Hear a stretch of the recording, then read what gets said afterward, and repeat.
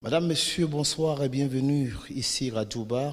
À Djouba où la chaîne de télévision panafricaine Votre Télé a déposé ses balises pour vous faire découvrir ce pays, le plus jeune État du monde, qu'on ne présente pas toujours dans d'autres médias à travers de très belles images. Pourtant, la réalité est autre.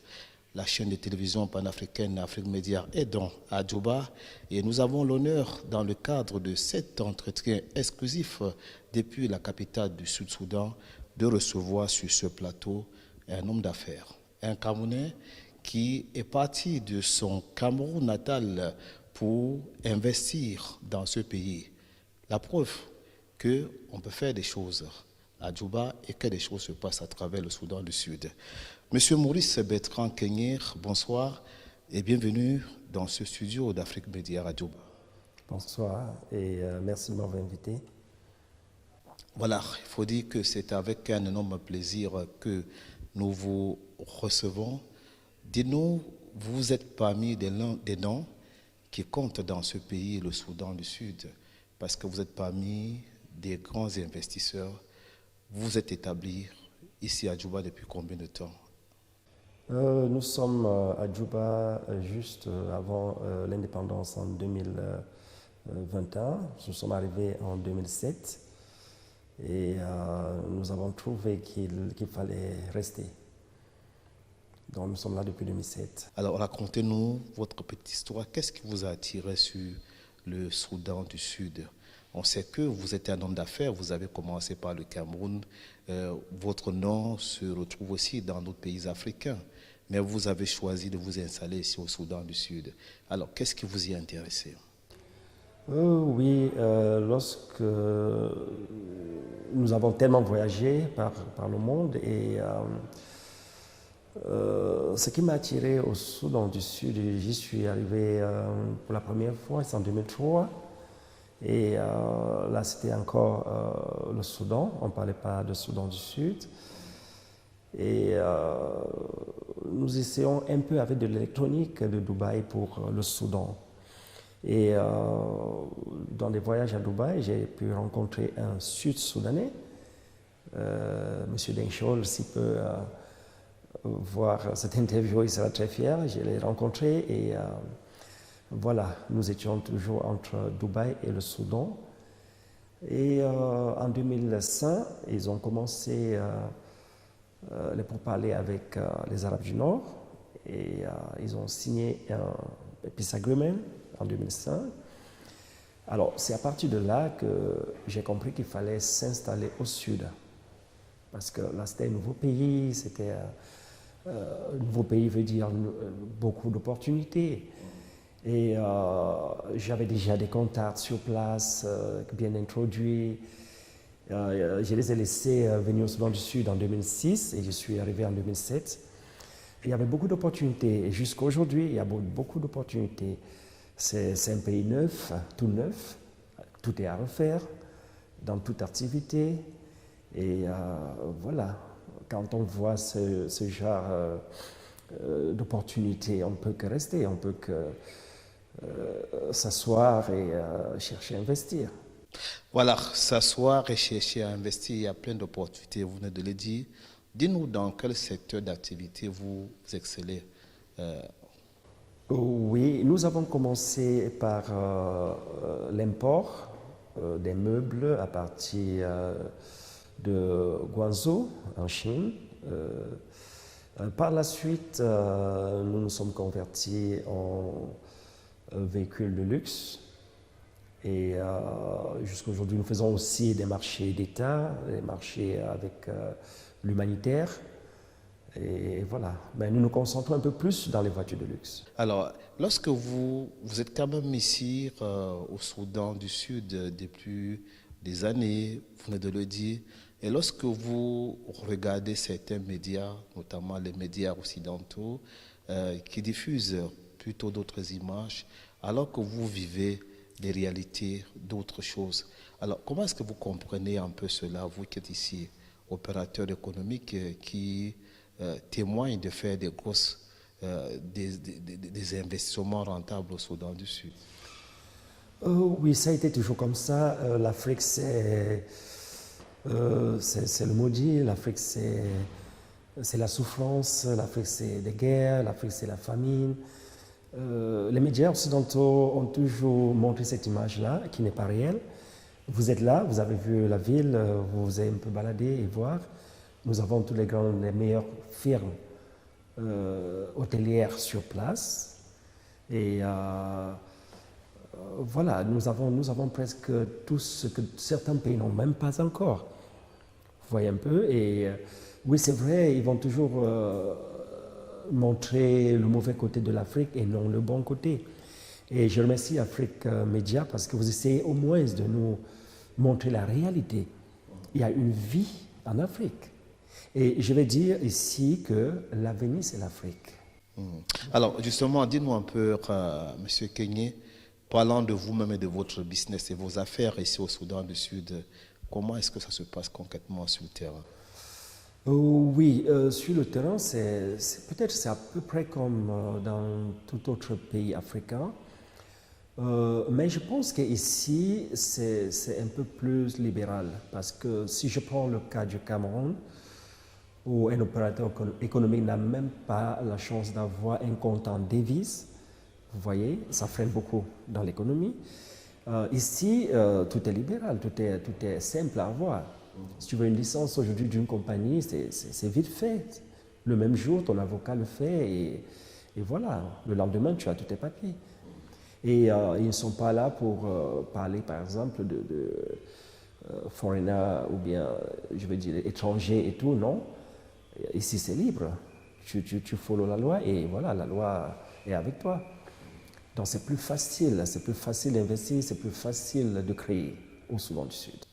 Comment se fait-il que, à travers le monde, on a l'impression que le Soudan du Sud, c'était un pays complètement à genoux? Bah oui, c'est les médias, surtout les médias occidentaux, parce que, en fait, ils ne veulent pas le bon côté de l'Afrique. C'était d'abord l'Asie s'est démarquée, et aujourd'hui, on ne va pas lâcher l'Afrique. C'est un peu ça, on ne peut pas lâcher l'Afrique parce qu'ils ne veulent pas aussi que l'Afrique se démarque. Mais à la fin, on va se démarquer parce que on est en train de créer, on s'efforce à développer et voilà, ça marche. Voilà, le cas du Soudan du Sud, vous voyez, ça marche. Ça marche, oui, il y a la guerre, il y a tout ça, mais bon, c'est partout les guerres. Même en Europe aujourd'hui, il y a une guerre. Donc, je pense que je vous remercie beaucoup parce que vous montrez déjà la face meilleure, la meilleure face de l'Afrique. Oui. Ils vont beau montrer la famine et tout, mais partout il y a la famine, même en Europe il y a la famine. Vous voyez un peu, donc nous pensons que nous devons porter l'Afrique, nous devons investir en Afrique et, of course, Soudan du Sud. Alors aujourd'hui, vous faites dans les marchés publics, vous faites également dans l'automobile, hein, dans les voitures de luxe, vous avez dit dans ce pays. Est-ce qu'en dehors de ce projet, vous avez également d'autres projets pour ce pays qui semble être plein d'opportunités? Vous-même, vous l'avez dit. Oui, bien sûr, bien sûr. Nous sommes en train de chercher à voir, à se connecter avec le Cameroun parce que ça fait longtemps, c'est depuis 2003, je ne suis pas au Cameroun, donc c'est un peu difficile de connaître un peu ce qui se passe là-bas, malgré que chaque année j'y vais au moins une fois. Mais nous sommes en train de voir comment faire de l'import à partir du Cameroun.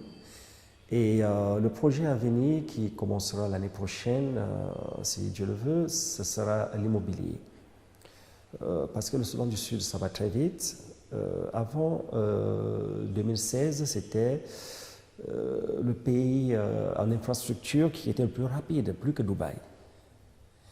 Donc aujourd'hui, nous allons nous pencher un peu vers l'immobilier, des villas à vendre, des terrains. C'est un peu ça le futur, oui. Alors, avec des idées comme ça, c'est pour dire quoi, M. Kenyé? C'est pour dire que le Soudan du Sud est un terrain d'opportunité? Il y a des possibilités pour tout le monde? Ben oui, c'est un terrain d'opportunité. Tout le monde est ici. Même si, même certains les Européens, tout le monde est ici. Et tout le monde le sait. C'est un nouveau pays, c'est le plus jeune pays du monde à l'heure actuelle. Et jeune en tout. Il y a tellement d'opportunités pour tout le monde. Et je profite de cette occasion pour demander à tout investisseur déjà de venir voir. Parce qu'on a toujours cette image où la guerre, les tueries, la misère, venez voir et voilà, vous trouverez dans quoi investir. Alors, qu'est-ce que vous avez des idées de relations entre le Soudan du Sud avec le Cameroun à travers vous? Alors, est-ce que vous avez l'impression, vous pensez concrètement que le moment est venu quand même pour ce pays de s'ouvrir vers d'autres pays africains et que c'est extrêmement important, comme on le souhaite à travers le continent africain, qu'il y ait vraiment du commerce entre pays africains? Oui, on a, pendant l'indépendance en 2011, au Freedom Square, nous étions au VIP, nous avons reçu beaucoup d'Africains et nos voisins du Cameroun aussi. Les Tchadiens étaient là, les Gabonais étaient représentés, beaucoup étaient représentés, mais le Cameroun n'était pas représenté. Ça a été un peu un choc pour moi parce que tout le monde disait, Maurice, où sont les Camerounais? Tout le monde était là. Il y a des présidents qui sont venus avec des enfants, avec des femmes. C'était énorme. Et je profite de cette occasion pour attirer un peu l'attention du Cameroun sur le Soudan du Sud, parce qu'on a beaucoup à profiter. Je parle notamment... Bien sûr d'autres pays africains, parce qu'il n'y a pas seulement le Cameroun qui peut-être ne profite pas quand même des opportunités du Soudan du Sud. Oui, bien sûr. Nous avons déjà les Nigériens qui sont ici dans le pétrole. Je vous rappelle, j'ai reçu le ministre, je crois le ministre des Finances, je crois, du Nigeria qui est venu avec un investisseur dans le secteur pétrolier et ils sont opérationnels au Soudan. Pourquoi pas le Cameroun? Nous avons un problème avec le pipeline. Ça avait été annoncé, il fallait construire notre pipeline.